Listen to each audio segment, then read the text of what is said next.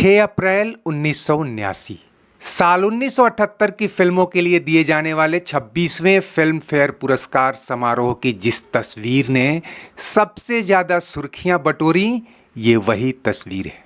अमिताभ बच्चन को film don के लिए बेस्ट एक्टर का फिल्म फेयर मिला था, जबकि नूतन को फिल्म मैं तुलसी तेरे आंगन की के लिए बेस्ट एक्ट्रेस का। साल 78 की बेस्ट फिल्म का फिल्म फेयर भी मैं तुलसी तेरे आंगन की को ही मिला था। और आज की हमारी कहानी इस फिल्म से ही शुरू होती है, जो कई मायनों में ऐतिहासिक थी। ये फिल्म नए और पुराने सितारों का संगम ही नहीं थी, बल्कि कहानी, किरदार और सोशल मैसेजिंग के नजरिए से भी दो फिल्मी युगों को जोड़ती थी।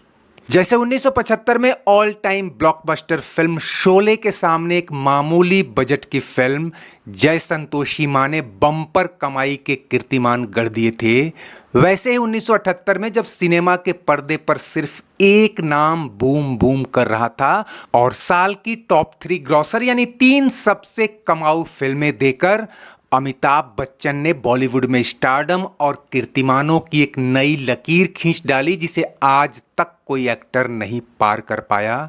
इस फिल्म ने अपनी अलग पहचान बनाई थी। बजट और प्लॉट में बेहद साधारण सी दिखने वाली सुपरहिट फिल्म ने कमाई तो खूब की थी और लता मंगेशकर की सुनहरी आवाज में एक गाने को भुनाकर शहर से गांव तक आम भारतीयों के दिलों पर छा गई थी। लेकिन आज हम जिस बात के लिए इसका जिक्र कर रहे हैं वो ये कि इस फिल्म से आपके फेवरेट हीरो अमिताभ बच्चन के कुछ तार तमाम किताबों और इंटरव्यूज से हमने खंगाल निकाले हैं, जो आपके दिल के तार झंझना देंगे। और साथ ही अपने जमाने की दिग्गज, दिलकश लेकिन उस दौर में बुढ़ाती हीरोइनों की कसक और ख्वाहिशों का इजहार, जो दर्शाता है कि कैसे दुनिया उगते सूरज को सलाम करती है। मैं तुलसी तेरे आंगन की के प्रोड्यूसर डायरेक्टर राज खोसला ने एक इंटरव्यू में कहा था कि हम इस फिल्म में अजय चौहान यानी विनोद खन्ना वाले रोल के लिए पहले अमिताभ बच्चन को कास्ट करना चाहते थे, लेकिन एक तो उनके पास समय नहीं था और उस पर से उनकी फीस बजट से बाहर थी, और सबसे बढ़कर यह कि हमें लगा कि इतना बड़ा नाम हम इस छोटे से रोल में क्यों खपाएं, अगर अमिताभ हासिल ही हुए तो कोई बड़ी फिल्म बनाएंगे। खैर, जब अवार्ड फंक्शन में नूतन ने अमिताभ को बधाई देते हुए कहा कि तुम तो इतने बड़े स्टार हो गए हो कि इस अवार्ड के बहाने ही सही तुमसे मिलना तो हुआ, अमिताभ शर्मा गए।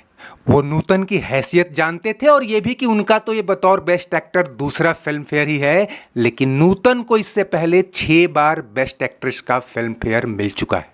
यही वो नूतन थी जो अपनी ढलान पर फिल्म सौदागर में अमिताभ की हीरोइन बनी थी, और तब अमिताभ इसी को अपना अचीवमेंट मानकर चल रहे थे कि फ्लॉप एक्टर के तमाम ठप्पों के बीच एक साथ एक लीजेंड और दूसरी इमर्जिंग हॉट स्टार का हीरो बनने का मौका मिला था। खैर, अमिताभ ने बात घुमा दी। अजी छोड़िए स्टारडम, मेरी मम्मी तो दिन भर आपकी इस फिल्म के गाने सुनती हैं। और दोस्तों, तेजी बच्चन ने भी एक इंटरव्यू में कहा था कि मैं तुलसी तेरे आंगन की का टाइटल सॉन्ग मेरा फेवरेट सॉन्ग है। मैं तुलसी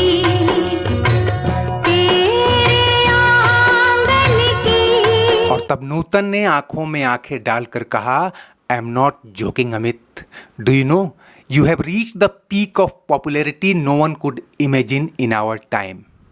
तुमने स्टार डस्ट में आशा पारेख का इंटरव्यू पढ़ा? She wish to be your costar. Amitabh के लिए बात चौंकाने वाली थी। आशा पारेख वो नाम था जब अमिताभ ने मुंबई में कदम रखा तो उनकी जुबान पे हुआ करता था।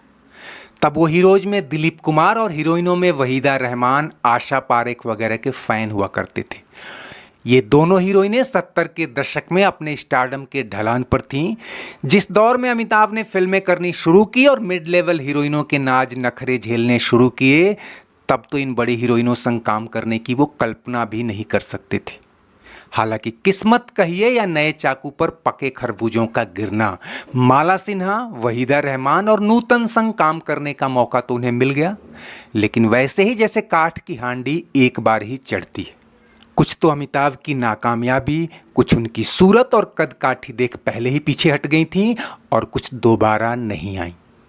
लेकिन हम यहाँ जिस साल की बात कर रहे हैं, स्टार डस्ट में आशा पारेख का अमिताभ को सुपरस्टार बताना और उनके साथ फिल्मों में काम करने की ख्वाहिश जताना कोई बड़ी बात नहीं थी। उन्होंने एक और बात कही जिससे उनकी कसक भी दिखी कि शायद वक्त निकल चुका है, कोई भी प्रोड्यूसर हमें इस यंग स्टार की हीरोइन लायक नहीं समझता। और दोस्तों वो दौर था भी वैसा। अगर बात साल 1978 की करें तो डॉन, त्रिशूल और मुकद्दर का सिकंदर ने बॉक्स ऑफिस पर कामयाबी की जो इबारत लिखी थी, अगर प्रोड्यूसर उस दौर की कई बुढ़ाती हीरोइनों को अमिताभ संग फ्री में काम करने का ऑफर देते तो भी वो झटपट स्वीकार कर लेती। ये होती है नाम की ताकत। फिल्म रेशमा और शेरा में अमिताभ बच्चन फिल्म के सेट पर जिस वहीदा रहमान की जूतियां ढोते दिखे, वो 1976 में उनकी हीरोइन भी बनी और मां भी। और त्रिशूल में तो ये दायरा इतना बड़ा हो गया कि वहीदा उनकी मां भर नजर आई। फिल्म कभी कभी में वहीदा वाले रोल के लिए माला सिन्हा और शर्मिला टैगोर को भी अप्रोच किया गया था, लेकिन रोल वहीदा को ही मिला।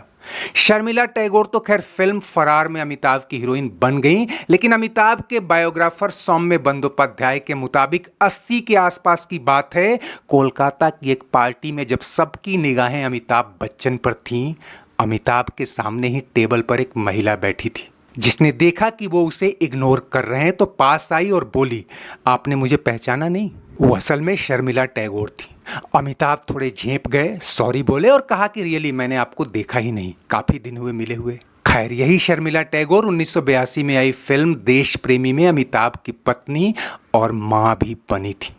और हाँ, जिस आशा पारेख के स्टारडम के दिनों में अमिताभ मुंबई की खाक छान रहे थे और जो 1978 में उनकी हीरोइन बनने को आतुर दिखीं, वो 1981 में फिल्म कालिया में उनके साथ तो नजर आईं, लेकिन उनकी भाभी बनकर। और जब त्रिशूल की हीरोइन राखी शक्ति आते आते उनकी मां बन गई, तो फिर गुजरे जमाने की इन दिग्गजों को कौन पूछे। साल 1975 के बाद से एक ट्रेंड सा दिखा दोस्तों कि जैसे जैसे अमिताभ के सितारे बुलंद होते गए, प्रोड्यूसर साल दर साल उनकी हीरोइनें अपग्रेड करने में लग गए।